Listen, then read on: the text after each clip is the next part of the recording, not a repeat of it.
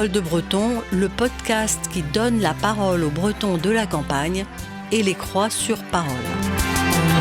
Bon bah voilà, on est parti. Alors aujourd'hui Anne, puisque c'est moi qui ai trouvé l'invité, et c'était facile parce que c'était Anne qui était déjà venue il y a 2 ans maintenant, qui est venue avec ses chiens. Donc si vous entendez des bruits de chiens, c'est tout à fait normal. Anne est venue pour nous parler du... Voilà, ça c'est sûr, on a entendu des bruits de chiens. Anne est venue pour nous parler il y a 2 ans de la situation de l'immobilier en Bretagne. Et j'ai trouvé que c'était un petit peu nécessaire de la faire revenir parce que la situation a bien évolué. Mais elle va nous en parler. Donc Anne Tanguy, voilà, de Pontrieux. D'abord bonjour. Bonjour. Et puis voilà, Anne, on avait fait une sorte de bilan il y a 2 ans. Ce qui serait bien maintenant, c'est de voir si le marché est reparti, s'il chute, parce qu'à l'époque il chutait. On était en après Covid. À ton avis, ça se passe comment en ce moment ? Alors là, aujourd'hui, l'acquéreur est roi par rapport au vendeur. D'accord. On a beaucoup plus de biens à la vente que d'acquéreurs. Les ventes stagnent beaucoup plus cette année par rapport à l'année dernière, avec des baisses. Alors sur le secteur Pontrieux, Pommery-Jaudy, Runan, Ploëzal, on est à peu près à 3,5% de baisse. Le secteur de Perros-Guirec, Louannec, Penvenant a baissé aussi de 5-6%. Mais c'était le secteur qui avait le plus évolué au niveau des tarifs. Le littoral, absolument. Donc là, aujourd'hui, ça repart depuis une quinzaine de jours. Les taux d'intérêt avaient monté aussi. Ouais. Donc là, en ce moment, ça stagne un peu plus. Mais c'est vrai qu'il vaut mieux être acquéreur que vendeur aujourd'hui. D'accord. Les prix ont vraiment baissé. Enfin, je veux dire, et ça discute. Oui. On a des négociations beaucoup plus fortes qu'on avait l'année dernière. D'accord. Et les vendeurs, qu'est-ce qu'ils font alors ? Ils vendent parce qu'ils sont obligés ou bien Alors ceux qui ne sont pas dans l'obligation financière de vendre vite vont prendre leur temps, vont même arrêter la vente sur la période hivernale pour reprendre au mois de mars. Et là, ce sont des maisons qui sont difficiles à négocier. D'accord. Donc, et c'est souvent Alors, attends, une seconde bien pour que je comprenne bien. Tu veux dire que les gens qui ne sont pas pressés de vendre vont suspendre la vente et là, c'est difficile à négocier ?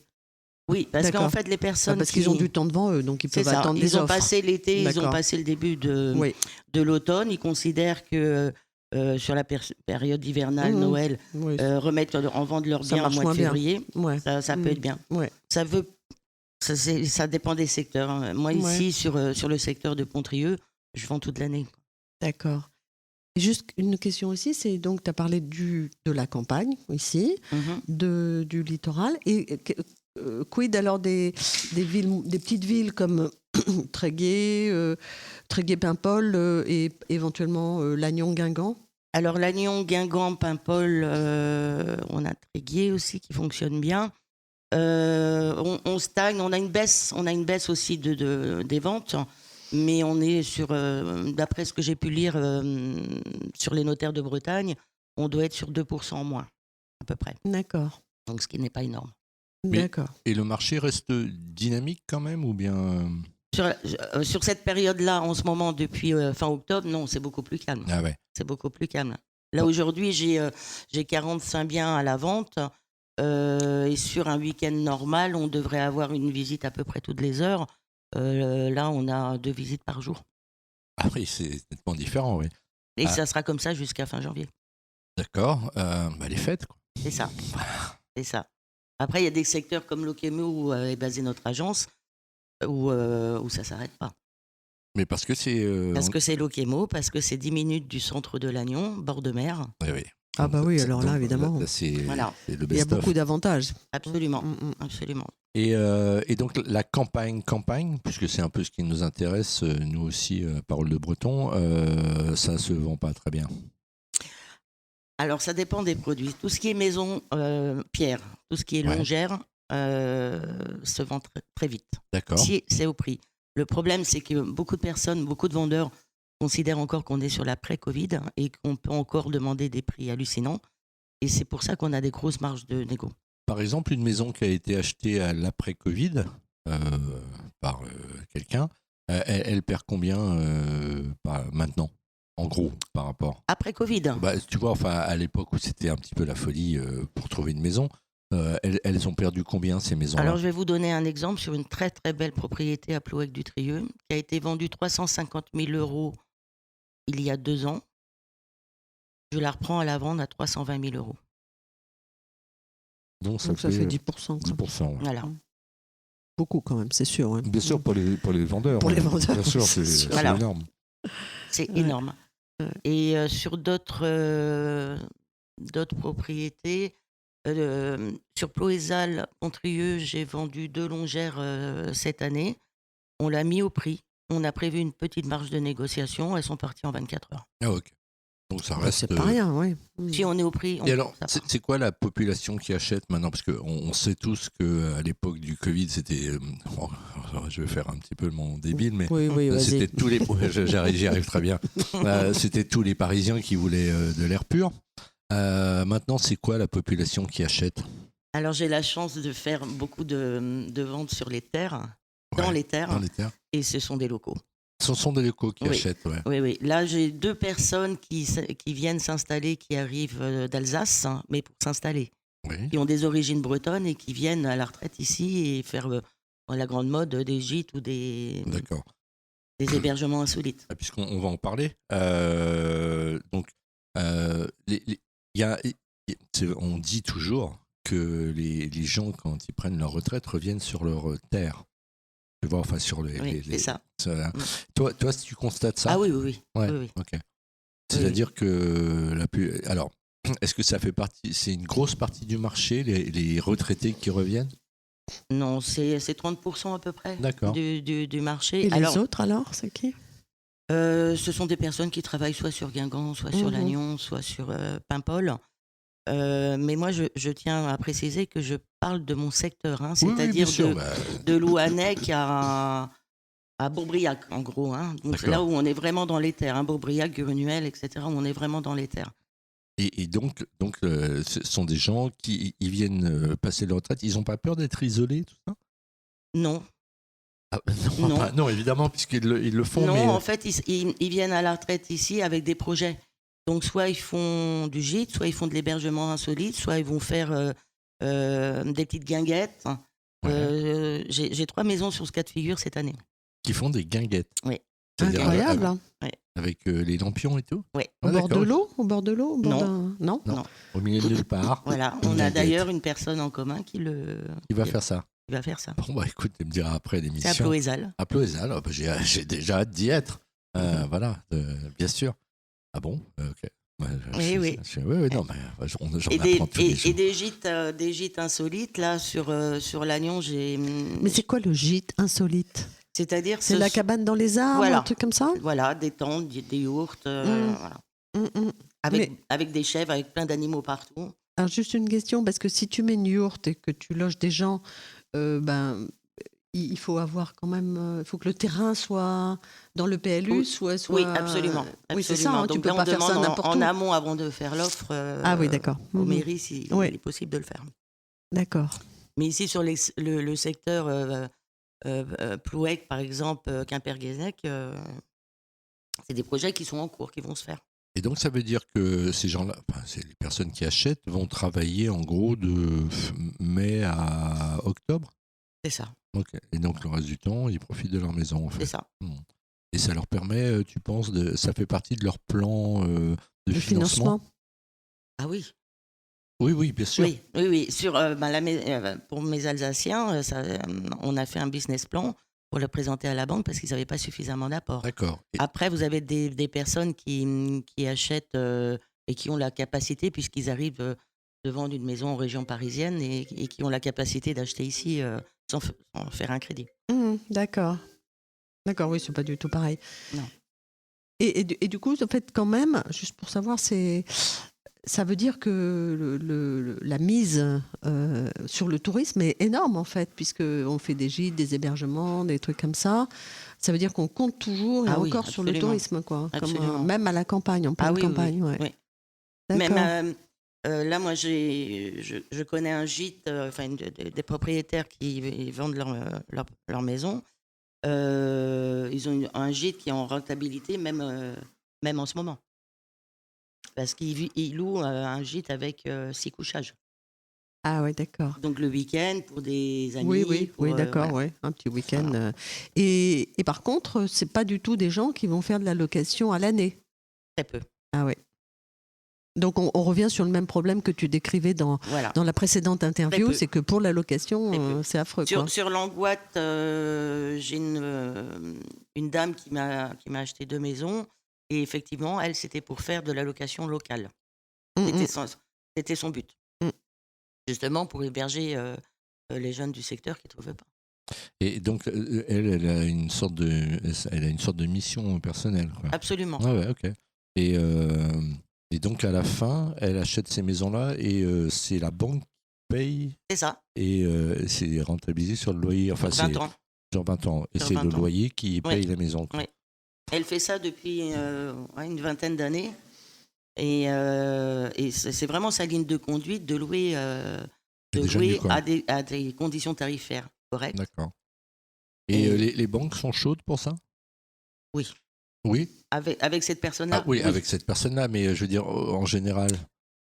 Ça dépend des banques. D'accord, ok. Ça dépend des banques et je conseille souvent de voir aussi un courtier bancaire pour avoir 2 avis différents. D'accord. C'est quoi un courtier bancaire ? C'est quelqu'un qui va gérer le crédit d'un acquéreur. Ouais. Mais quand cette personne va se présenter à une banque, elle ne va pas présenter un seul dossier, mais 7, 8, 9 dossiers. Donc, de ce fait, elle aura un taux d'intérêt qui sera plus intéressant. C'est-à-dire que le courtier a 7-8 personnes qui viennent demander des crédits Voilà. et il arrive donc et il demande une sorte À de... négocier. D'accord, ok. Il Donc, arrive à du coup, comme négocier. il a beaucoup de demandes, il peut négocier Absolument. le taux à la baisse. Oui. Formidable. Et donc tout le monde devrait faire ça. Bah oui, on acheter aurait dû l'inviter, moi je dis. Non, mais tout, On aurait pu, oui, en plus. tout le monde devrait acheter des maisons pour les relouer. Enfin, vous voyez, moi je trouve que c'est plutôt une bonne idée parce que c'est quand même le problème numéro 1 ici. Si les personnes ont un poste de salarié et avec un bon business plan spécifiant que la rentabilité locative rentrera largement Descends. dans la base du crédit, évidemment. Alors, je vous entendez pas, mais il y a un chien qui est bien tout fou là. Voilà. Donc voilà. Ouh là là. Mais il faut dire que là, on a trois gros chiens qui sont arrivés, plus un petit teigneux. Enfin bref, voilà. Donc on est très bien entouré. Moi, je me demande quel est pour toi le futur là de la vente. C'est-à-dire pardon. J'avais une autre question. Oui, c'était sur les taux. Les taux bancaires, je sais pas, ça a remonté, hein, c'est ça ? Ça a remonté, oui. Maintenant c'est un peu stabilisé. Ça s'est stabilisé. D'accord. Là, les 2 dossiers que j'ai sortis dernièrement, on était sur du 3,30 hors TEG sur 20 ans. Quoi TEG ? Assurance. Ah, d'accord. Et il faut avoir un apport obligatoirement j'en sais rien, moi j'entendais ça il y a 30 ans, il faut avoir 10%. Ou... C'est ce qui est conseillé. D'accord. Mais on peut... Au moins les frais de notaire. Oui. On appelle les frais de mutation. D'accord, les frais de mutation. On en a parlé avant. C'est pour ça D'accord. qui ne sont donc pas des frais de notaire, mais plutôt une taxe supplémentaire. Des frais de l'État. Des frais de l'État, oui. Voilà. Oui, donc je voulais dire, c'est quoi ta vision là ? Tu as une sensation que ça va s'améliorer ou bien, je parle des transactions. Il va y en a, ça remonte, ça va remonter, ou tu penses que ça va être compliqué encore un bout de temps ?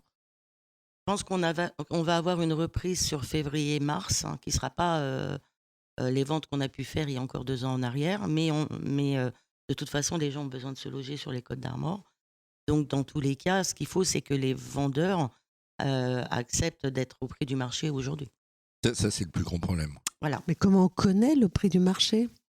Si vous avez un bon agent immobilier qui vous fait un avis de valeur qui soit correct.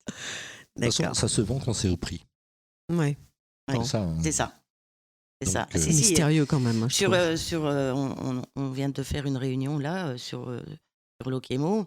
Il s'avère que toutes les maisons qui ont été vendues sur les secteurs proches, Lannion, donc Ploubert, Lokemo, Ploumilio, les ventes se sont faites parce que les maisons étaient au prix et il n'y a presque pas eu de négociation. Ouais, bien sûr, oui. Et elles se sont faites très très rapidement. Bonjour, je veux, c'est le bon prix, Oui, j'y oui. vais, quoi. Donc là, du coup, il y a. Et c'est quoi ton truc? Comment tu fais quand une personne vend ça 15% au-dessus du marché du. Enfin, Tu le préviens? tu le préviens, Voilà, donc à la base, on fait un avis de valeur, donc qui prend un peu de temps et de l'énergie parce qu'on fait quand même une belle synthèse. Ensuite, on présente le prix au vendeur. Et s'il n'est pas d'accord, si vraiment il est au-dessus du marché, je ne prends pas. Ah, ok. C'est aussi simple que ça. C'est aussi simple que ça. D'accord. Et tu as constaté, c'est parce que nous sommes humains et des fois tu t'es dit ah, je me suis planté, ça s'est vendu quand même à ce prix-là ou à 95%. En 5 ans, une fois, et c'était à Ploézal. Ah, d'accord, ok. Bon, bah voilà. À la maison. Incroyable. Jamais j'aurais pensé que ça Ça se vendrait. Ça a été un coup de cœur. Ah oui, c'est ça, ouais. Ça a été un coup de cœur des personnes qui n'étaient pas du secteur. C'était des gros budgets. Hein. On était sur du 800 000 euros. D'accord. Et jamais j'aurais pensé que Ça partirait. Ouais, ok. Jamais. Ouais. Donc on peut commettre, Oui, on peut commettre des erreurs. bien sûr, mais c'est juste pour avoir une idée. Oui. Mais excuse-moi, Anne, le Pékin moyen, entre guillemets, qui veut acheter, voilà, qu'il soit du coin ou pas, il arrive devant la vitrine de l'agence, il regarde, mais comment il sait que celle-là, elle est au prix et celle-là, elle n'est pas? Lui, comment il peut se faire son opinion? Tu lui conseilles de quoi? D'aller regarder toutes les annonces, d'aller regarder le prix moyen du secteur? Il rentre dans l'agence. Il rentre dans l'agence et il y aura toujours quelqu'un qui va le recevoir et qui va lui expliquer. D'accord, mais imagine quand même que tout le monde ne fonctionne pas comme toi, qu'il y a des gens qui ont envie de lui fourguer un truc un peu plus cher. Qu'est-ce que tu en penses? Notre travail, c'est de dire aux vendeurs, voilà, on aura une marge de manœuvre sur votre vente ou pas. Et si on le sait, si les clients nous disent oui, je suis prêt à négocier 5 000, 10 000 euros, à partir de là, les gens peuvent le savoir, ne serait-ce par la vitrine. Ah d'accord. Ne serait-ce par la vitrine, les annonces. Donc nous, on a quand même beaucoup d'annonces sur les réseaux. Et puis sur les journaux locaux, Ouest France, Figaro, etc., qui font que les gens n'hésitent pas à nous appeler, en fait. D'accord. Mais vraiment. D'accord. Non, mais c'était... Voilà. Là, je parle pour Pontrieux, mais comme on est en FaceTime régulièrement avec les collègues, on partage à peu près la même chose. D'accord. Moi, je sais que quand j'ai acquis ma propriété, si tu veux, il y avait à l'époque beaucoup de monde sur le coup. Et donc, moi, ce que j'avais fait, c'est que j'avais passé beaucoup de temps à étudier la maison sur l'annonce. Et là, je le dis, moi, j'avais trouvé que le fait que ça soit en 380, tu sais, en visite virtuelle. Ah oui, c'est bien. J'avais trouvé ça formidable parce que je m'étais fait une vraie idée de la maison. C'est-à-dire que quand je suis arrivé, c'était exactement ça. Voilà, et donc j'avais déjà tout anticipé et tout, donc j'ai juste vérifié que la maison était exactement comme elle était marquée sur l'annonce, et là j'ai dit bah boum, on y va. Mais oui, je pense que rentrer, la personne qui m'avait fait visiter le truc, je l'avais eu au téléphone une ou deux fois, et ça c'était, le contact était bien passé, c'est ça qui est important en fait aussi. Oui, complètement. prendre du temps avec les clients, moi, visite virtuelle, photo... Et depuis un peu plus d'un an, on fait le drone aussi sur certaines propriétés. Ouais. Mais là, moi aussi, il y avait une photo de vue de haut. Et ça, c'est vrai que pour les personnes qui appellent à distance, là, j'étais avec la Haute-Savoie hier, je leur ai envoyé toutes les photos, ils m'ont dit extraordinaire, maintenant on voit l'environnement du bien. C'est ça, oui, c'est important. Parce que vous avez quand même Géoportail ou Google Maps pour pouvoir vous situer, mais c'est vrai qu'une belle photo avec un drone, c'est quand même autre chose. Ouais. Et on fait des films aussi avec le drone. D'accord, ok. Moi, c'est ce qui m'avait... c'est le fait que justement, il n'y ait personne autour. Je m'étais dit, trop bien. Mais c'est quand même un sacré investissement pour l'agent immobilier. Alors, les photos, mais après, je ne sais pas si c'est un drone que vous avez acheté ou... Oui, donc en fait, vous avez investi dans le drone. Oui, il porte plus la formation. Oui, bien sûr. Donc, il porte l'appareil photo ou même la caméra. Enfin... C'est sacrément technique, du coup, absolument, comme boulot. Absolument. Mais ce qui est important pour pour une agence, c'est vraiment ce que tu disais, Jacques, faire une belle annonce qui donne envie tout en disant la vérité. Ouais. Voilà.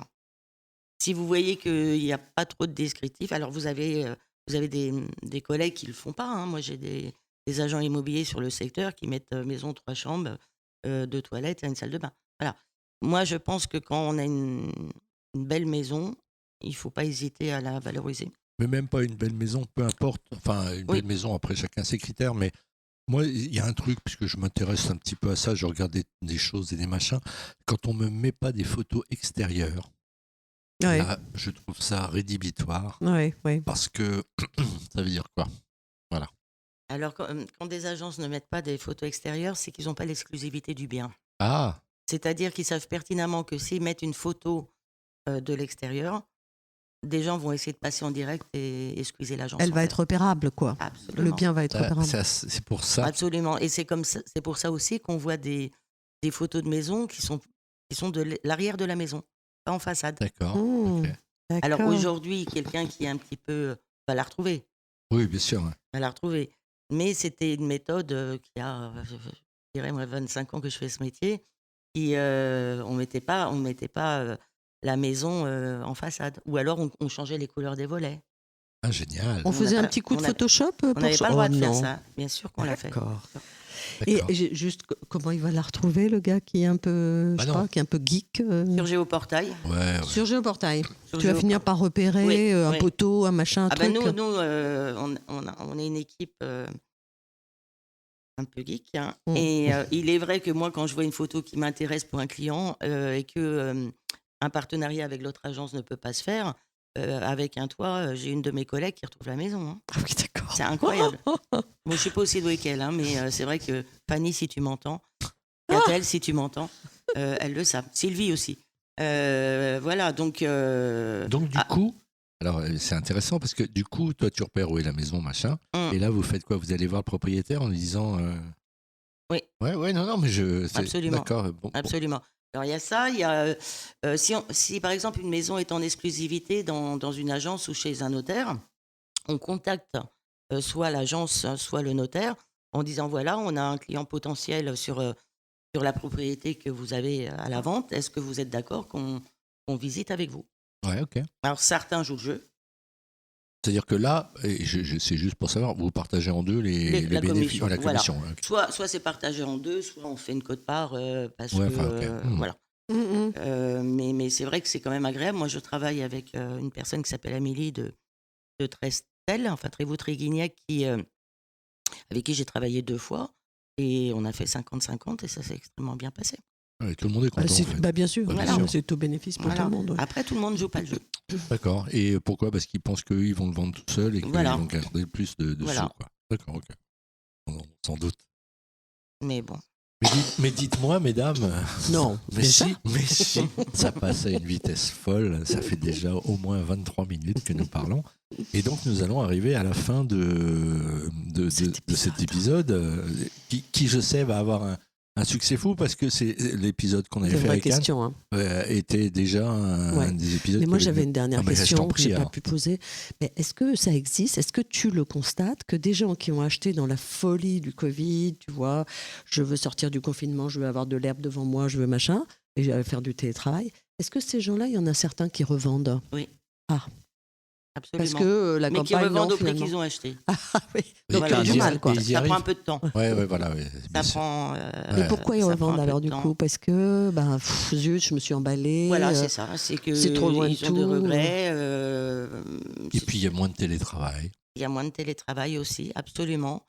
Et du coup, ils repartent. D'accord. Ils repartent, mais ils revendent. Ils essayent, hein, du moins, de revendre au même prix, frais de notaire D'accord. inclus. Donc là, D'accord.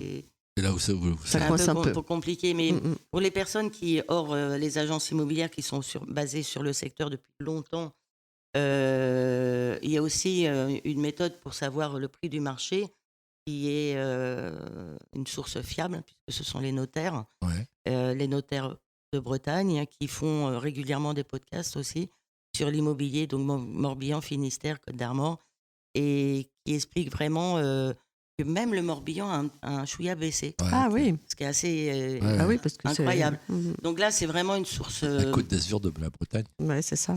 C'est vraiment une source fiable. Et moi, je n'hésite pas à poser des questions au notaire, vraiment. Ouais, oui.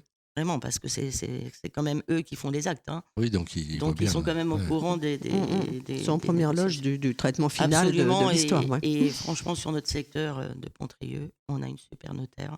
Donc moi, j'hésite pas à la mettre. Je sais, c'est la mienne. J'hésite pas à la mettre à contribution parce que et ça claire de notaire aussi parce que on peut avoir des doutes hein, même au bout de 25 ans et franchement, elles sont de bons conseils. D'accord, ok. Une dernière question. Enfin, non, pas du tout. Enfin, pas maintenant. Non. Dans 2 ans peut-être, mais. Ah, moi, je posais la question que tu posais normalement. C'est quoi ton meilleur souvenir d'une vente? Le Alors- truc qui t'a ému Alors, c'est pas très vieux. Ça s'est passé à Ploézal. C'est une infirmière du secteur qui m'achète une maison et qui, 3 semaines après, m'appelle en me disant, à 23h, en me disant je peux pas l'acheter, il y a trop de travaux, j'ai peur. Sauf que moi, j'avais fait faire un devis par un charmant monsieur qui est électricien à Ploézal. Et du coup, je lui envoie un SMS en lui disant appelle-moi d'urgence, j'ai un truc à te dire. Le lendemain matin, il m'a appelé et je lui ai dit la maison est remise à la vente. Et il avait vraiment eu un coup de cœur sur cette maison. On a signé cette maison chez Maître Patarin. Et au moment de la signature de l'acte définitif, là où je remets les fleurs, champagne et les clés, il pleure.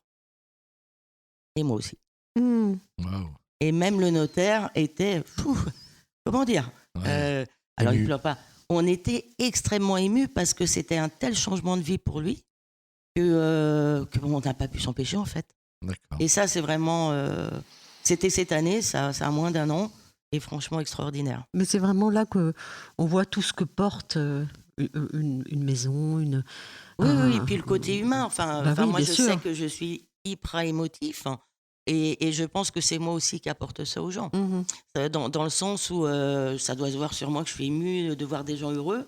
Et là, c'était quand même le pompon du pompon. Bon, c'est cool. Super. Merci beaucoup, mesdames. À bientôt. Merci, Merci à Anna. vous. Au revoir. revoir. À très bientôt. Parole de Breton, un podcast réalisé dans les locaux de la mairie de Pontrieux et un peu partout en campagne par Anne et Jacques.